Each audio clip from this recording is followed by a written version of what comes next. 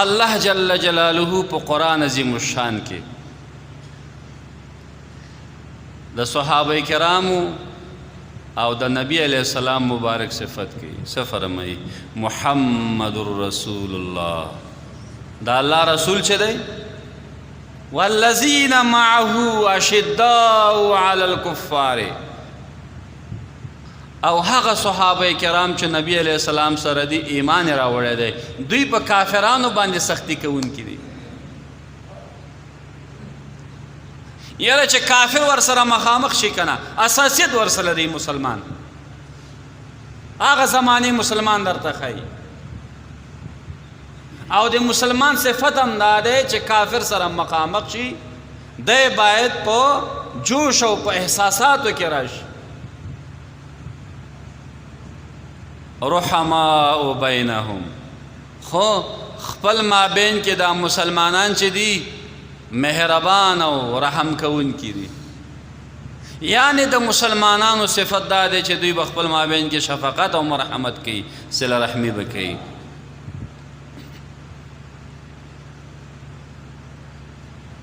نبی علیہ السلام مبارک فرمائی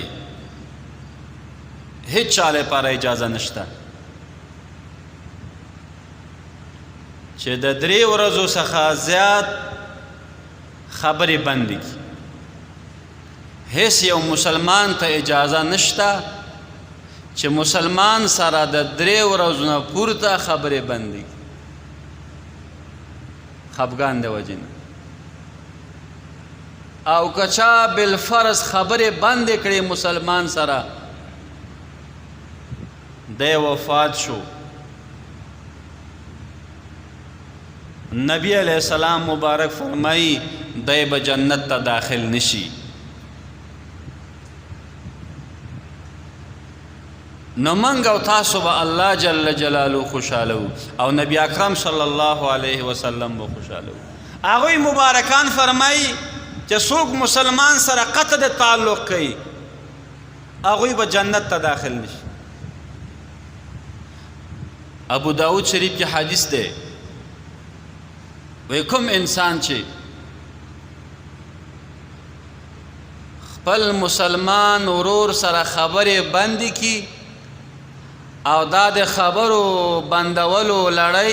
1 کال ته ورسیږي 1 کال پورې خبرې ونه کی دی دومره ګناهګاریږي لکه چې یو مسلمان یې وجلی وي لکه څوک چې قتل کړی بې ګناه 1 کال چې څوک خبرې بندې کی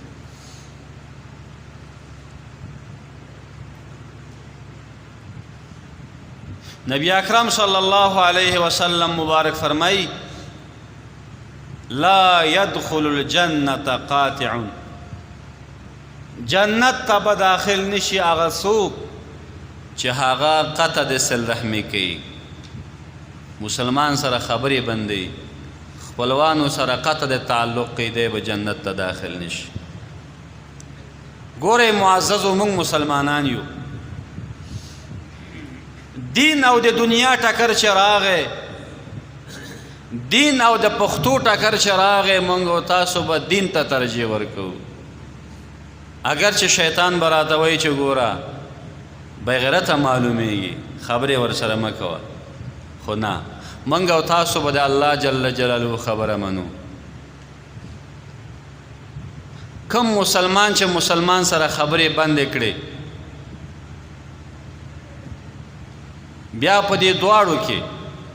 کوم یو مسلمان چې سلام واچولو جانب مقابل که سلام واخیسته دواړو غاړه خلاصه ده د دواړو ثواب وشو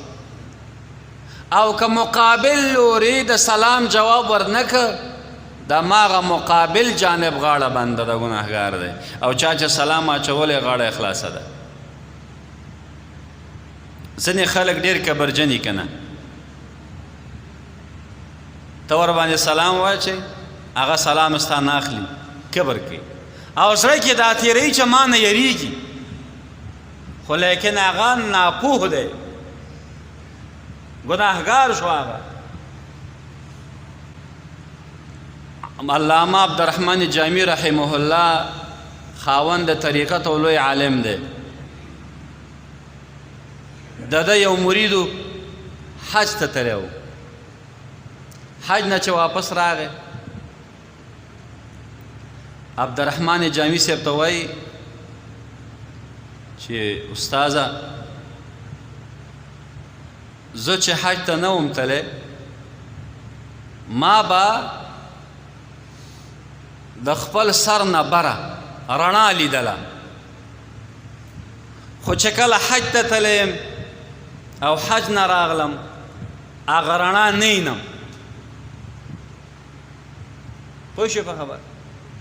چې حج ته تللی نه وم ما به رڼا لیدله، اوس چې حج ته تللی یم واپس راغلی یم هغه رڼا او نور الله جل جلاله رانه اخیسته دی. علت یې څه دی؟ عبدالرحمن جامی صاحب ورته وایي وجه یې دا ده ته چې کله حج ته نه وې تللی تا به عاجزي کولو، تا به ویل چې زه ګناهګار یم، الله درته نور درکړی و. اوس چې د حج نه راغلی ستا په زړه کې تېرېږي چې زه خو الله معاف کړی یم، الله بخلی یم، زړه کې کبر کوې ځکه هغه نور الله درنه اخیستی دی. نو کبر ښه شی نه دی، ځان ته تاوان دی. لویي کبریا او کبر دا د الله جل جلاله خاصه ده. نبی علیہ السلام مبارک فرمائی 3 کسان دي، ابن ماجه شریف حدیث ده، 3 کسان دي د هغوی نیک اعمال، د هغوی عبادات د خپل سر نه بره یو لش نه پورته کیږي، یعنی اعمال نه قبلیږي. یو هغه عالم دی چې قوم ناراضی د ده په امامت او دی خلکو ته بیا هم جمع ورکوي، د داسې عالم عبادت نه قبلیږي چې قوم ورنه خفه دی او دی وړاندې کیږي جمع ورکوي. دویم هغه سیاسره ده چې خاوند یې ورنه خفه تر څو چې خپل خاوند راضي کړی نه عبادت نه قبلیږي. دریم هغه 2 مسلمانان چې هغوی سره خفه دي تر څو چې خپل مابین کې جوړ جاړی او صلح یې نه ده کړې د دوی اعمال به نه قبلیږي. حدیث کې راځي دوشنبه پنجشنبه الله جل جلاله ملائکو ته وایي چې زما د بندگانو په صغایرو ګناهونو باندې قلم کش کوي، معافې کوي، مګر هغه 2 کسان مه معاف کوئ چې هغوی خپل مابین کې قطع د تعلق کړي، خبرې نه کوي، خپل مابین کې خبرې بندې کړي، هغوی په ګناهونو باندې عافې قلم مه کشوئ. الکبائر یو کتاب دی، کبیره گناهونه جمع کړي دي. هغه یو حدیث ذکر کړی او بیا یې د هغه نه یو واقعه ذکر کړې ده. الکبائر ملا سے فرمائی چې ابو هريره رضی الله تعالی عنہ مبارک په یو مجلس کې ناستو، ما ته متوجه شي. ابو هريره رضی الله تعالی عنہ مبارک او فرمایل زما د مجلس نه هغه څوک پاسیږي چا چې خپلوانو سره قطع د تعلق کړي، څوک چې خپلوانو سره خبرې نه کوي، خبرې بندوي، زما مجلس نه دی پاسیږي. یو کسو په دې مجلس کې هغه خپل ترور سره خپو، مجلس نه پاسید، ترور کرا لاړ. 2 کاله کېدل چې خپل ترور سره خبرې نه کولې. ترور نه معافي وغوښتله چې ما ته عفو وکړه، نو ترور ورته وایي چې څنګه یو ناڅاپه ستا په زړه کې دا خیال را پیدا شو 2 کاله کېږي چې ما سره سلام او کلام نه کوې یو ناڅاپه ستا په زړه کې څنګه انقلاب راغی هغه ورته وایي چې ما ته ابو هریره رضی الله تعالی عنه مبارک ویلی چې زما د مجلس نه هغه څوک پاسیږي څوک چې خپلوانو نه خپي ترور یې ورته وایي لاړ شه ابو هریره رضی الله تعالی عنه مبارک ته ووایي چې ولې ستا د مجلس نه هغه څوک دی ولې پاسیږي څوک چې خپلوانو سره خپي الګ راغی ابو هریره رضی الله تعالی عنہ مبارک نے پوښتنه وکړه ولې ابو هریره رضی الله تعالی عنہ مبارک ورته فرمایي چې نبی اکرم صلی الله علیه وسلم فرمایلی دي کوم مسلمانان چې خپلوانو سره قطع تعلق کوي خفګان کوي په هغوی باندې د الله رحمت نه وریږي ام دی روایت لاندې الکبائر یو واقع ذکر کړی ده و یو نیک سړی حج ته تللی و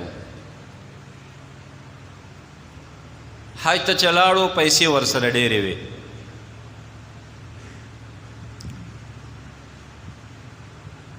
په بیت الله شریف کې یو سړی و چې ډېر امانتدار و په خلکو کې مشهور و چې امانتداره دی دی را پاسې د خپلې پیسې هغه امانتدار سړي ته ورکړل چې ضایع نه شي کله چې حاجي صاحب د عرفات نه فارغ شو طواف یې وکړ بیرته راغی چې خپلې پیسې واخلي هغه سړی وفات شوی و هغه امانتداره سړی وفات شوی و حاجي صاحب راغی وارثانو ته چې ستاسو پلار وفات شوی دی او زما ورسره پیسې وي دا به چېرته ایښي وارثانو ورته ویلي چې موږ معلومات نه لرو موږ ته یې نه دي ویلي د حاجي صاحب راغی علما کرامو ته یا علماو ډېرې پیسې دي کم هم نه دي او سړی وفات شوی دی څه وکړم علما ورته ویلي چې د شپې چې کله نیمه شپه شي زمزم کوی خواته راشه او د دغه سړي نوم واخله چې ای فلانه که دی جنت ته تللی تا ته بیا لبیک وایي ستا ځواب درکوي